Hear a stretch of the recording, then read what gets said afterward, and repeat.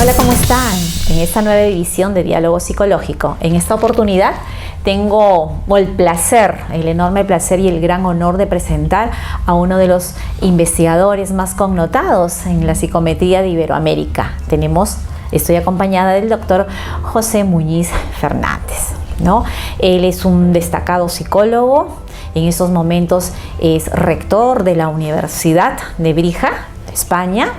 Y les comento que él ha sido por más de 25 años el editor de la revista Psicotema, que es una de las revistas de gran impacto a nivel internacional. Doctor Muñiz, encantada de tenerlo acá en este programa. Vamos a conversar un poco de su experiencia, ¿no?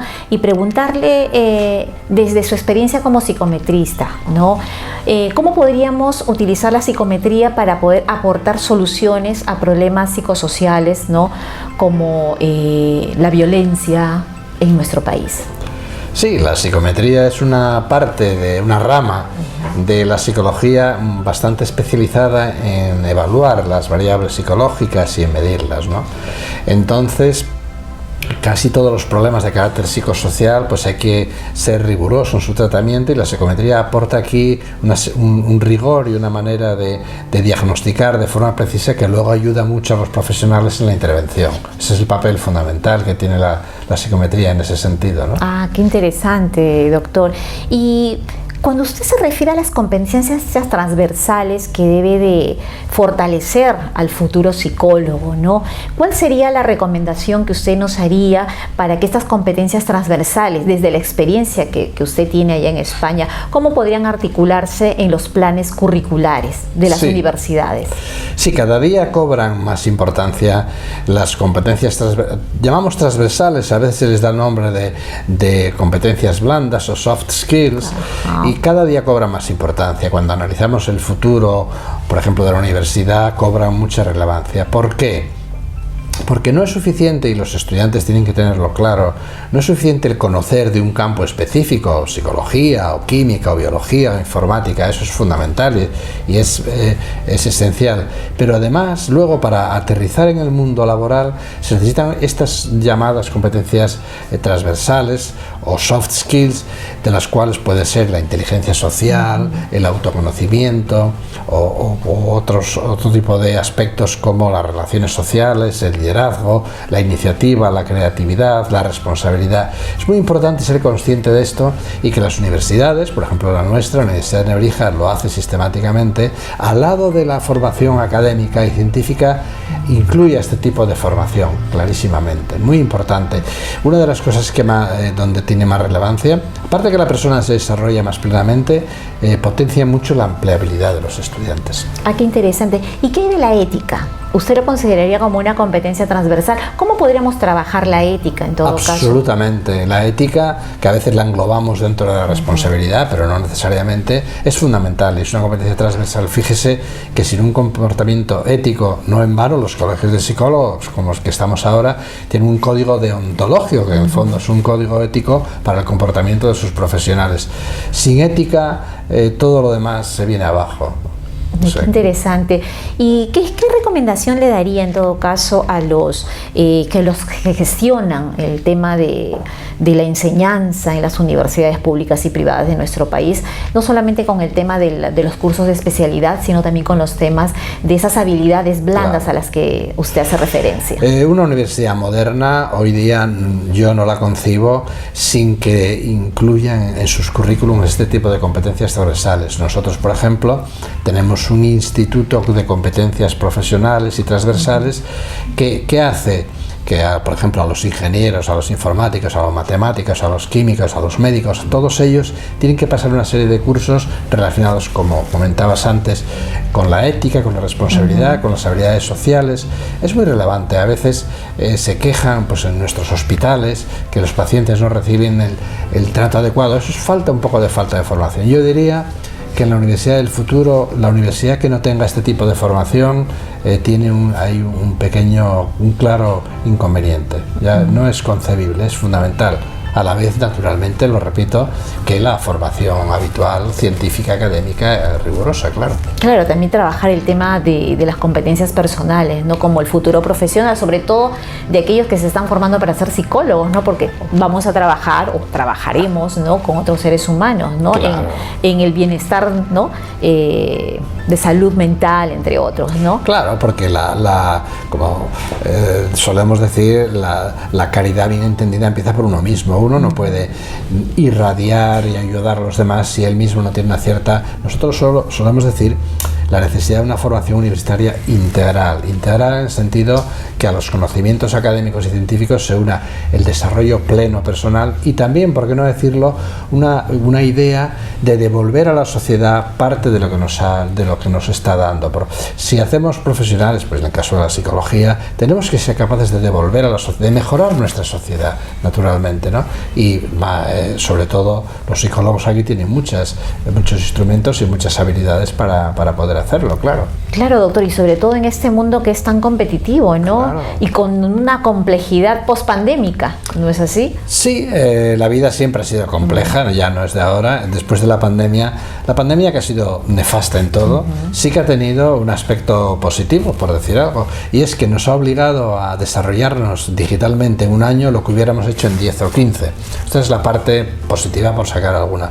Pero también nos ha enseñado, y esto los psicólogos lo saben muy bien, que qué es lo importante para los humanos, lo importante de la socialización, del poder tomar un pisco sour con los compañeros, de relacionarse. Resulta que eso es lo más importante, claramente. Y dentro de las competencias específicas, ¿no? Que tiene que desarrollar el psicólogo, ¿no? Desde las aulas universitarias, por ejemplo, ¿cuál sería para usted la importancia que tiene la evaluación psicológica?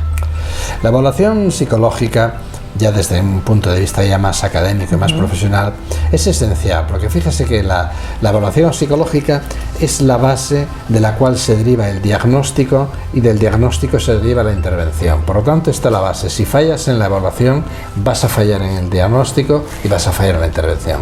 Así que la formación en evaluación es compleja, pero es fundamental. La evaluación siempre se hace a partir de varios datos, que son los que recoge el psicólogo en sus entrevistas, en su interacción con el paciente, que son datos de carácter, vamos a decir, clínicos, los datos que recoge de la utilización de instrumentos de medida, test, pruebas, cuestionarios, y la información que recoge de personas cercanas a la persona evaluada. Con esos tres tipos de datos tiene que hacer un diagnóstico dando el peso adecuado.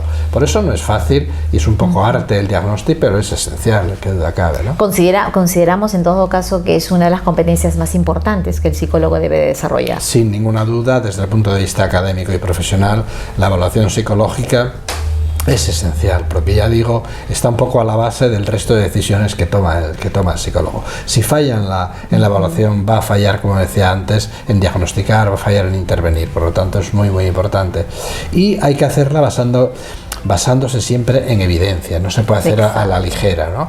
Hoy día disponemos de muchos instrumentos, de muchas estrategias para poder obtener evidencias empíricas en las que basarla. Eso cada vez es más importante. Por ejemplo, por citar un solo ejemplo, hay una norma ISO, la norma ISO 10667, que regula todo lo relacionado con la evaluación de personas en entornos laborales. Esto lo entenderán muy bien los que se dedican a recursos humanos y psicología organizacional. Bueno, pues esa norma lo que hace es decir, todo tipo de evaluaciones que lleve usted a cabo, asegúrese de que aporta evidencias empíricas de la validez y del rigor de esos instrumentos y de esas evaluaciones. Muy importante. Y es una de las formas más importantes para poder identificar la complejidad de los problemas en la realidad, ¿no? Y a partir de ello, pues, asumir alternativas o propuestas de solución, ¿no? Sin duda, a veces a los psicómetras nos gusta citar una frase de Lord Kelvin que dice: lo que no se mide no se puede mejorar. Y es verdad, si tú no tienes claro lo que está en la evaluación con cierta precisión, no puedes mejorar o no puedes hacer una intervención con mucha precisión, por lo tanto, claramente. Doctor, en todo caso, nos gustaría que les dé algunos consejos a los estudiantes que están a punto de formarse, ¿no?, en esta noble profesión, ¿no?, destacar la importancia de la investigación, de la observación, ¿no?, de la evaluación, ¿no?, del diagnóstico. ¿Qué palabras o qué recomendaciones le darían a los futuros profesionales? Sí, pues lo más importante, que les guste lo que hacen, porque el sistema cognitivo, como habrán estudiado en la carrera, necesita la pasión para poder funcionar adecuadamente. Por lo tanto, tienes que estar apasionado por lo que haces. Luego, que no pierdan la actitud de aprender continuamente. Las cosas cambian muy rápidamente, así que hay que tener siempre esa disposición de seguir aprendiendo y demás. Y luego, que lo hagan pensando en la gente, que tengan claro que pueden ayudar mucho a las personas y a la sociedad en la que viven. Eso es importante.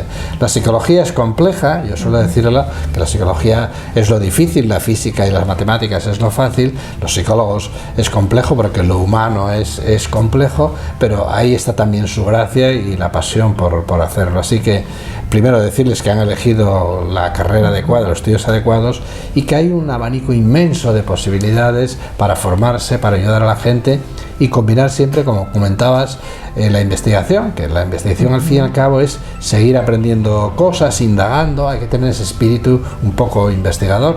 Un propio psicólogo clínico de algún modo es investigador, tiene hipótesis sobre su paciente, va recapitulando datos, va viendo si se confirman o no se confirman. Por lo tanto, hay que tener siempre ese punto de investigador en lo que se hace, ¿no? Claro, el psicólogo debe ser un investigador nato, ¿no? Claro. Es así, porque está indagando, está auscultando, está tratando hace sus hipótesis como se lo plantea, ¿no? Claro.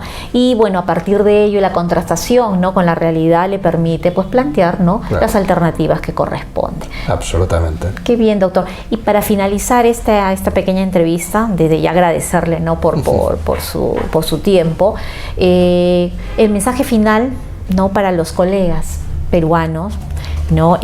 ¿Cuál es, en todo caso, la importancia no solamente de la evaluación, sino de esas competencias, ¿no?, blandas, que es trascendental y importante para el profesional, ¿no?, en consulta, en cualquier espacio o instancia donde hace uso o hace práctica de la psicología? Claro, los psicólogos tienen que, por su profesión, interactuar muchísimo con las personas, y las personas pues tienen, en la propia carrera han estudiado las leyes del comportamiento humano, en eso consiste la psicología. Así que yo les diría que, aparte de conocer la ciencia que han estudiado, los instrumentos, los test, los cuestionarios, todos los instrumentos que la entrevista que utilizan, que sean empáticos con las personas para poder ayudarlas. Eso ya lo saben, me imagino, porque lo han estudiado. Y, por ejemplo, por hablar de algo más concreto, cuando utilicen instrumentos es muy importante que lo hagan de forma adecuada. Nosotros trabajamos mucho con el propio Colegio de Psicólogos para mejorar el uso de las pruebas, y es muy relevante que se utilicen adecuadamente, porque en todas las ciencias, en todas las profesiones, los instrumentos pueden usarse bien, usarse mal. Es muy importante utilizarlos de forma adecuada y saber para lo que valen, ¿no? Por lo tanto, yo les animo claramente a trabajar en esta profesión tan bonita, cada uno en lo suyo que han elegido. Y finalmente, doctor, ¿modalidad presencial o virtual? Una buena pregunta que no tiene solución. Nosotros preferimos hacerlo presencial, pero bueno, en ciertas circunstancias nos podemos ayudar de lo virtual. De hecho, por ejemplo, la EFPA, que es la Federación Europea de Asociaciones de Psicólogos, ha hecho una comisión de e-health, de salud, porque ya está viendo un componente importante de las terapias de intervenciones psicológicas se hacen a través online. Y esto está bien, la cuestión es integrarlo de manera coherente y sabia, pero el online ha venido para quedarse. Es un complemento que en determinadas situaciones puede ser muy útil. Por ejemplo, ya se utiliza también en evaluación. Hacemos evaluaciones que se llaman evaluación ambulatoria, que se envían las pruebas y los ítems pues al reloj, al teléfono, y se pueden hacer online perfectamente. Tienes la persona, tu paciente, que te puede responder inmediatamente: ¿qué tal te sientes en este momento?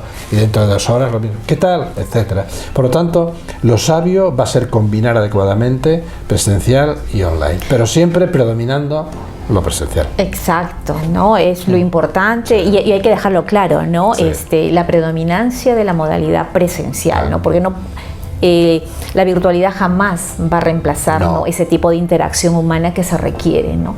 No Pero solamente nos puede ayudar circunstancialmente. Exacto. El paciente en un momento determinado te conecta, o sea que puede ser una herramienta complementaria, siempre complementaria, muy útil. Muy bien, gracias, doctor. Ha sido un placer tenerlo en este programa Diálogo Psicológico. Esperemos que su instancia siga siendo agradable acá en nuestro país. Un verdadero placer estar aquí con todos vosotros. Muchas gracias.